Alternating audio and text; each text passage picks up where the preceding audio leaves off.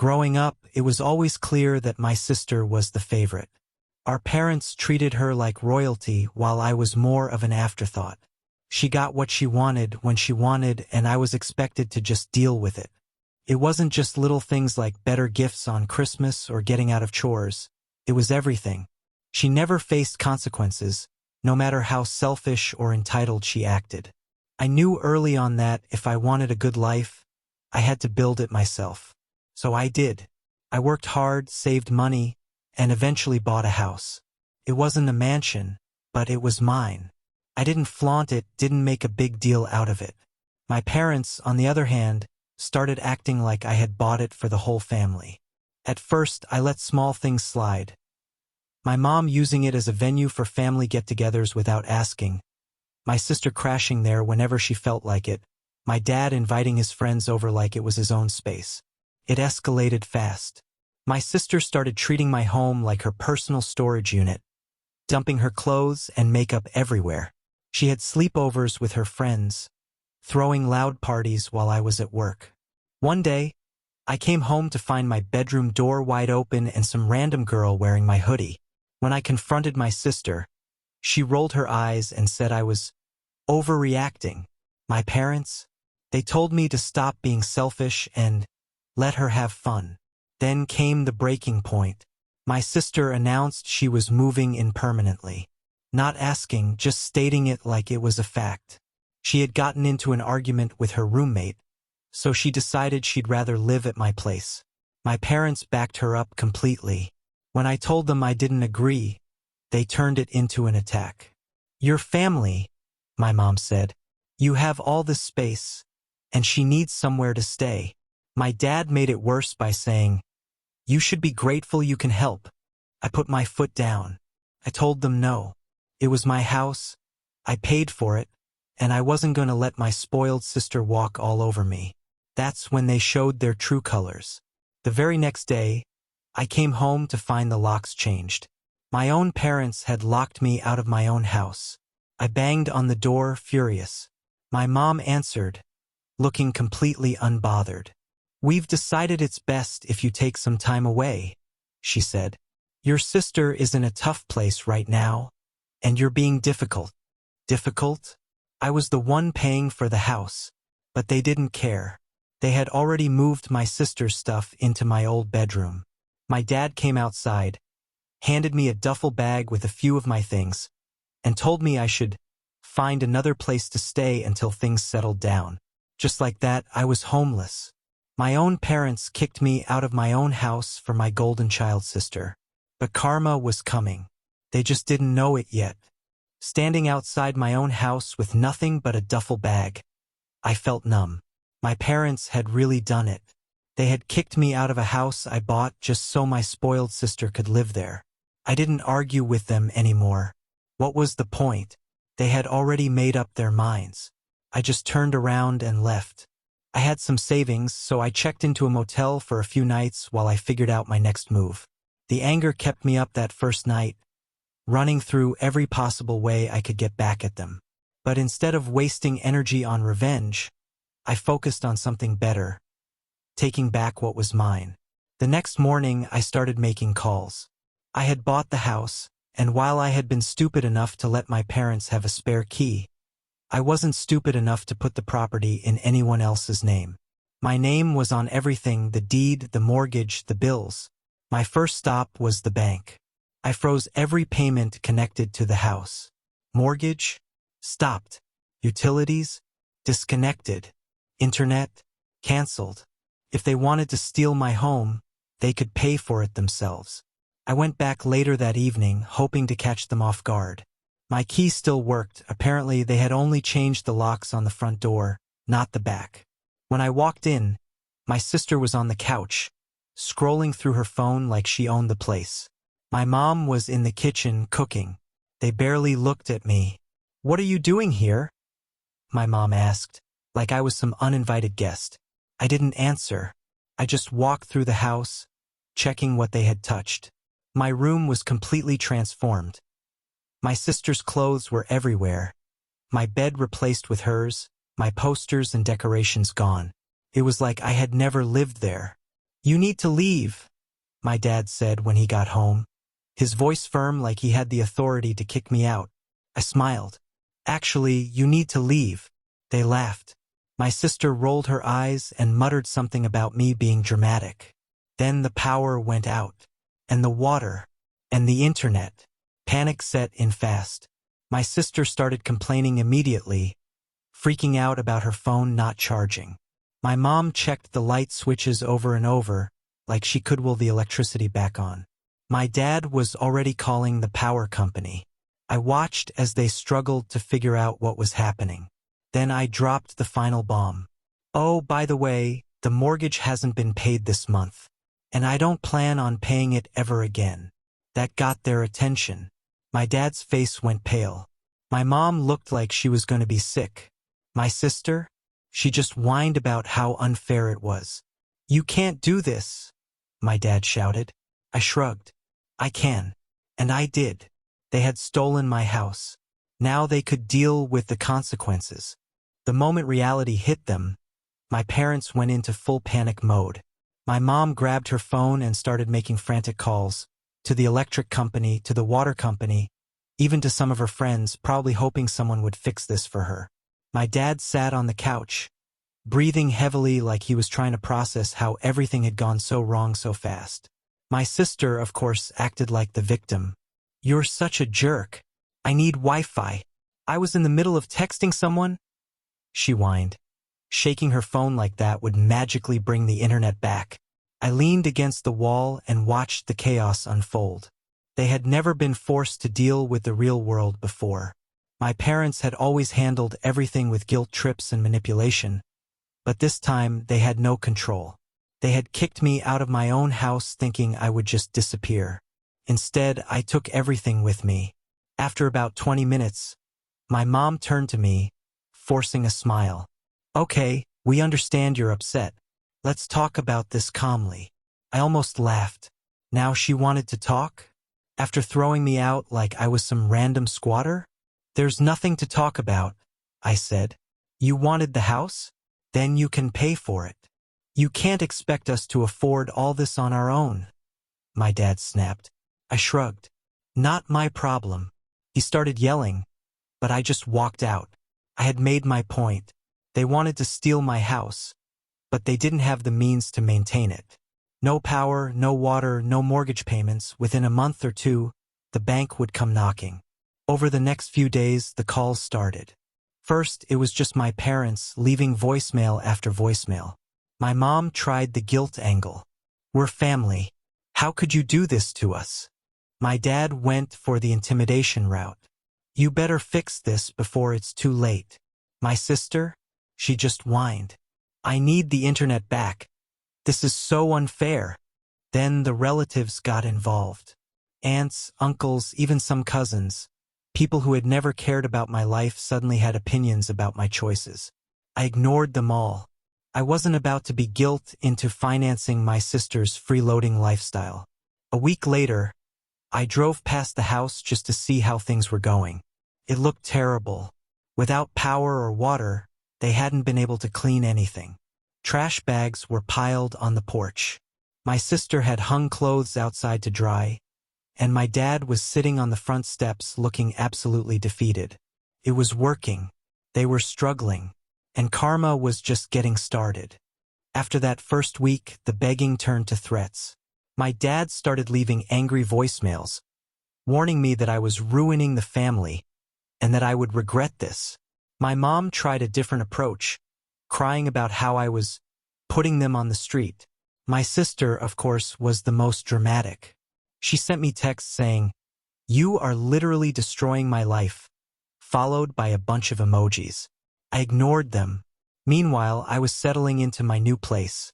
I had found a decent rental, nothing fancy, but it was peaceful. No entitled parents, no spoiled sister, just me and the freedom to live my life without their nonsense. A couple of weeks later, I got a call from the bank. Since I was still technically responsible for the mortgage, they wanted to confirm if I planned to resume payments. I told them the situation, that my parents had taken over the house and I wasn't living there anymore. The bank rep side like this wasn't the first time they dealt with something like this. They told me that if payments weren't made soon, foreclosure proceedings would begin. That was music to my ears. I already knew my parents couldn't afford the mortgage. They had been living comfortably for years, but only because they never had to pay rent or a house payment. My dad's job barely covered their daily expenses, and my mom hadn't worked in years. About a month after I had cut everything off, I got a call from one of my uncles. He wasn't someone I was particularly close to, but he was the only one in the family who had ever called out my parents' favoritism. "They're in deep trouble," he said. "Your dad tried to take out a loan, but his credit is garbage. They asked me and a few others for money, but no one wants to help them." I smirked. "Sounds like a personal problem." He laughed.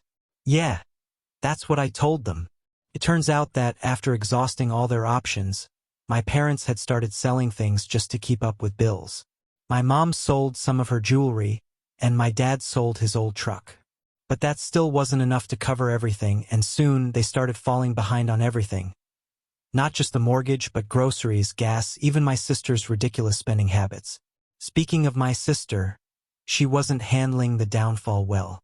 She had spent years coasting through life, convinced she was special, that the world owed her comfort. But now she was dealing with a reality she had never prepared for. Her Instagram was suddenly filled with vague, sad posts about fake family and betrayal. She posted a selfie with the caption, "Going through the hardest time of my life, broken heart, but I'll come out stronger." Hardest time of her life? She still had a roof over her head for now. But I knew that wouldn't last much longer, because the final blow was coming.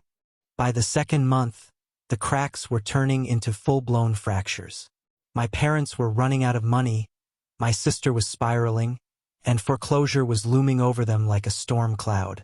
I stayed away from the house, but I kept getting updates from my uncle, who found the whole situation hilarious. According to him, my parents had gone from acting like they were untouchable to full-on panic mode.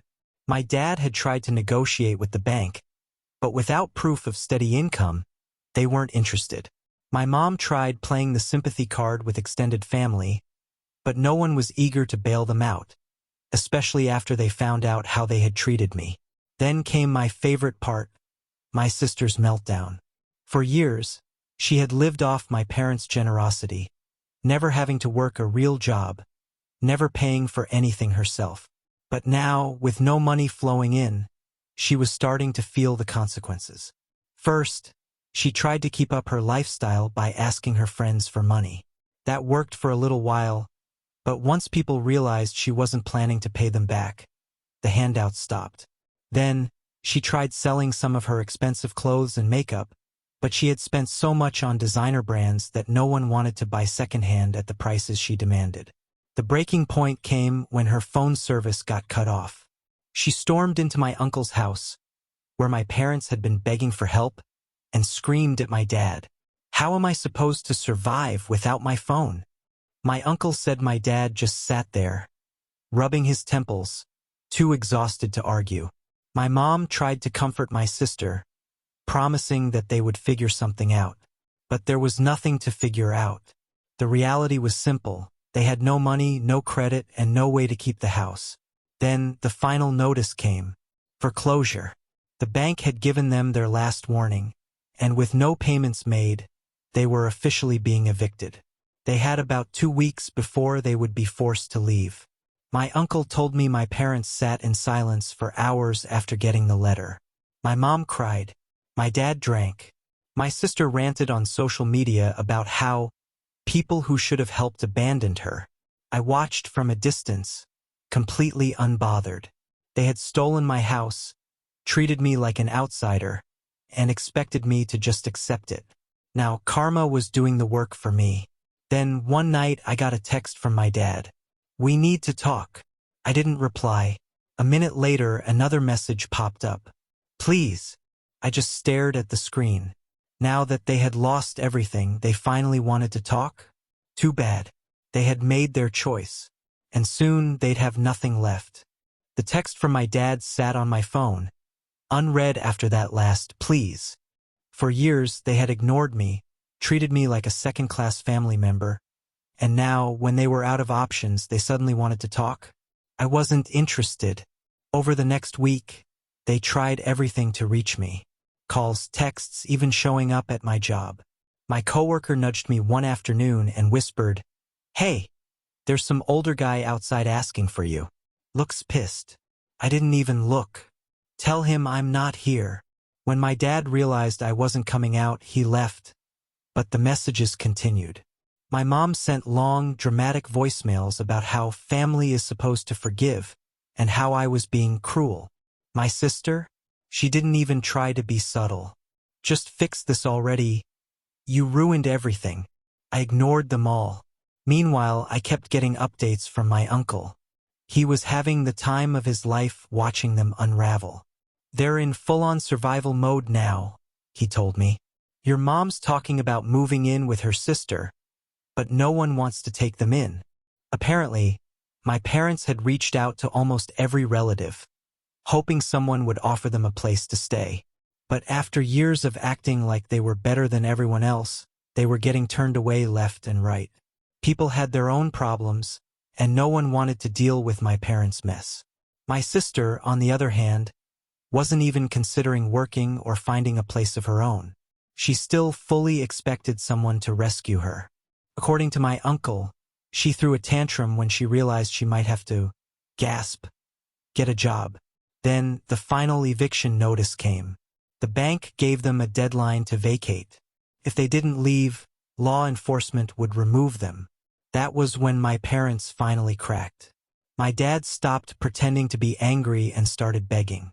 My mom sent me a last-ditch message. "If you let us stay, we'll fix things. We'll make it up to you." I almost laughed. They had never tried to fix anything before. They had never cared how they treated me until they had nowhere else to go. And they weren't my problem anymore. 2 days before the eviction, my uncle sent me a picture of their packed-up living room. Boxes stacked on top of each other. My mom sitting on the couch, looking completely defeated. My sister wasn't even helping. She was just sitting there, scrolling on her phone, still hoping someone would come save her. No one was coming. They had 2 days left before they lost everything. And I had never felt more at peace. The final days before the eviction were pure chaos, for them at least. For me, it was just another week. I went to work, relaxed in my new place, and enjoyed the peace of knowing I was completely free of their nonsense. Meanwhile, my uncle kept feeding me updates, treating the whole situation like a reality show. "Your dad finally cracked today," he told me over the phone. "Tried to argue with the bank like he could negotiate with them. They didn't care." Apparently, my dad had marched into the bank demanding an extension, claiming they just needed a little more time to sort things out. The bank reps were polite but firm. The house was already being processed for foreclosure. No amount of begging was going to stop it. My mom, on the other hand, had gone full victim mode. She was calling distant relatives, sobbing about how they were being thrown onto the streets and how no one cares about family anymore. She even tried guilt-tripping my uncle into letting them stay with him. He laughed in her face. "I told her, you had a house and you threw it away. That's on you." The best part? My sister still refused to acknowledge reality. She wasn't packing, wasn't preparing. She was still convinced that, at the last second, someone would swoop in and fix everything. She kept posting vague messages on social media, hinting that some huge betrayal had destroyed her life. Her friends were commenting, all sympathy and fake concern. One of them even messaged me, saying, "I don't know what happened, but your sister is really struggling. Maybe you should reach out." I didn't even reply. Then came eviction day. My uncle called me first thing in the morning. "You should come watch this." I considered it for half a second. Then I decided, nah, I didn't need to be there. I didn't need to see them being dragged out of my house, their belongings dumped on the curb like trash. I already knew how it was going to play out. The sheriff's department arrived right on time, giving them one last chance to leave voluntarily. My parents tried stalling, But when they saw the officers weren't playing around, they finally started moving. My uncle, of course, was watching the whole thing. "Your sister's throwing a fit," he reported, screaming about how they can't do this to her. They could. And they did. By noon, they were out. Everything they owned was either shoved into a moving truck or left behind for the bank to deal with. My dad looked completely broken. My mom wouldn't stop crying. And my sister? She was still in denial, clutching her designer handbag like it was the last piece of her old life she had left. And just like that, it was over. They had lost everything. All because they thought they could steal from me and get away with it. The eviction was final. My parents and sister were officially homeless, their belongings crammed into a borrowed moving truck, their pride completely shattered. My uncle sent me a final update that night. "They have nowhere to go," he said, barely holding back his amusement. "Your dad wanted to rent an apartment, but his credit is trashed. Your mom was hoping a relative would take them in, but after the way they treated you, no one's stepping up." I almost felt bad. Almost. They had kicked me out of my own house, expecting me to just roll over and let them take everything I worked for. Instead, they had dug their own graves, and now they were living the consequences. A few days passed before I heard from them again. My mom left another voicemail, her tone completely different from before.